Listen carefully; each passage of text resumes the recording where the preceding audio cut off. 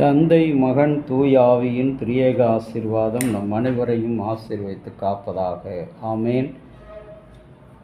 கிறிஸ்துவுக்குள் அன்பான இறை மக்களே, இந்த நாளின் சிந்தனைக்காக நியாயாதிபதிகள் 14ஆம் அதிகாரம் 1 வசனம். சிம்சோன் திம்னாவுக்கு போய் திம்னாவில் பெலிஸ்தியரின் குமாரத்திகளில் ஒரு பெண்ணை கண்டு திரும்ப வந்து அவன் தாய் தகப்பனை பார்த்து, திம்னாவின் பெலிஸ்தியரின் குமாரத்திகள் ஒரு பெண்ணை கண்டேன், அவளை எனக்கு கொள்ள வேண்டும் என்றார். அன்பு இறை மக்களே, இன்றைக்கு வாலிப பிராயம் என்பது கடவுள் மனிதனுக்கு கொடுத்திருக்கிற ஒரு ஆற்றல் நிறைந்த, ஆசீர்வாதம் நிறைந்த, சந்தோஷங்களையும் மகிழ்ச்சிகளையும் இன்பங்களையும் துன்பங்களையும் அனுபவிக்கின்ற ஒரு வாழ்க்கை. அந்த வாழ்க்கையை பெற்ற சிம்சோன் தன்னுடைய பணிக்காக சென்ற அயல் நாட்டிலே புற இன பெண்ணாகிய ஒரு பெண்ணை தனக்கு மன விருப்பும்படி வேண்டிக் கொண்டார். அதை ஆசைப்பட்ட அந்த மாத்திரத்திலே அந்த வாலிபன் தன்னையே அந்த பெண்ணுக்கு ஒப்பு கொடுத்து தாய் தகப்பனிடம் வந்து கேட்கிறான், நான் அந்த பெண்ணை எனக்கு சொந்தமாக்கி கொள்ள வேண்டும்.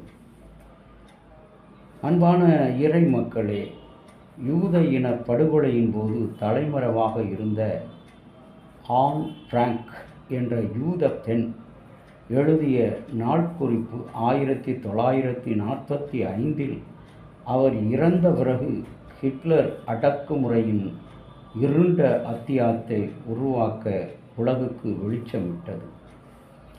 1845 ஃப்ரெடரிக் டக்ளஸ் எழுதிய ஒரு புத்தகம் அடிமைத்தனத்தின் கொடூரத்தை பற்றி விழிப்புணர்வு ஏற்படுத்தி அமெரிக்காவில் அடிமைத்தனத்தை ஒழிக்க கருவியாக செயல்பட்டது.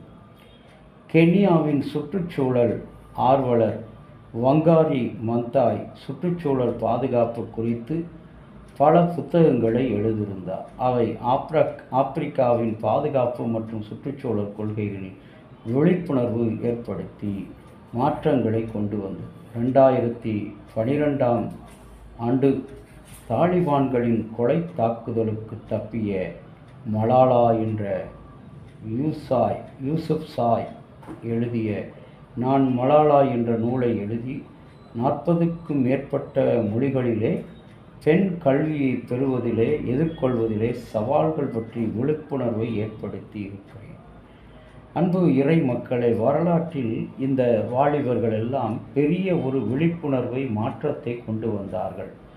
ஆனால் இன்றைக்கு கிறிஸ்தவத்திலே இஸ்ரவேல் வரலாற்றிலே சிம்சோன் என்ற ஒரு மனிதன் புற இன பெண்ணாகிய அந்த மனிதனை, அந்த பெண்ணை தன்னுடைய கண்களுக்கு ஏற்றவள் என்று அறிந்து அதை இன்றைக்கு வாலிபர்களிலே அநேகம் பார்க்கிறோம். இந்த மாமிச இச்சையிலே அவர்கள் விழுந்து விடுகிற காரணம் இந்த ஆண் பெண் உறவு. இந்த உறவில் இங்கே யூத படுகொலையிலிருந்து ஆரம்பித்து தாலிபான் மலாலா வரைக்கும் வாலிபர்கள் தான். அவர்கள் தங்களுடைய வாழ்க்கையை தேசத்தினுடைய மாற்றத்துக்கும் தேசத்தினுடைய விடுதலைக்கும் அவர்கள் பயன்படுத்தினார்கள். ஆண்டவராகிய இயேசு கிறிஸ்துவும் அவ்வாறே தன்னுடைய வாலிப பருவத்தை கடவுளுக்கென்று, தந்தையாகிய கடவுளுக்கென்று அர்ப்பணித்தார். இன்றைக்கு எத்தனை பேர் நம்முடைய திருச்சபைகளிலே குருசேகரங்களிலே இறைப்பணிக்கென்று தங்களை அர்ப்பணிக்கிறார்கள், கர்த்தருடைய ஊழியத்துக்கென்று அர்ப்பணிக்கிறார்கள். எல்லாம் மாமிச இச்சையிலும் கண்களின் இச்சையிலும் நாகரிகத்திலும் பணத்துக்காக, புகழுக்காக, பெருமைக்காக அலைகின்ற அந்த நிலையிலே அவர்கள் அறியப்படுகிறார்கள்.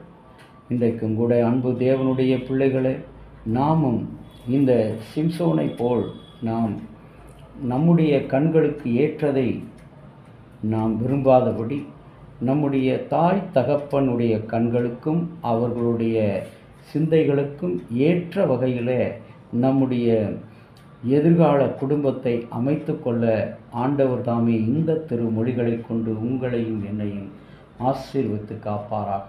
ஆமென். ஜெபம் செய்வோம்.